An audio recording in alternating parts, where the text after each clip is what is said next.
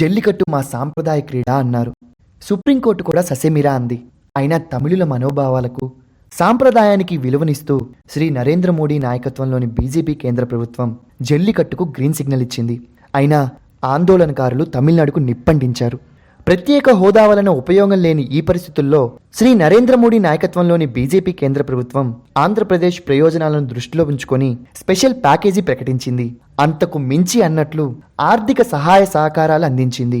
గత 60 సంవత్సరాల్లో ఎన్నడూ లేని విధంగా అతి తక్కువ కాలంలోనే అనేక ప్రాజెక్టులకు శ్రీకారం చుట్టింది. పారిశ్రామికంగా ఎదగడానికి ముఖ్యంగా కావలసిన మౌలిక సదుపాయాలు పుష్కలంగా ఉన్న రాష్ట్రాల్లో మనది అగ్రభాగాన ఉంది.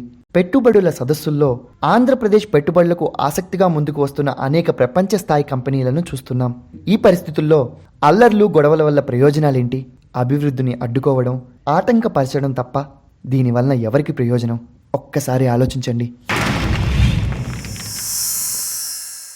Like and subscribe Eagle Media Works.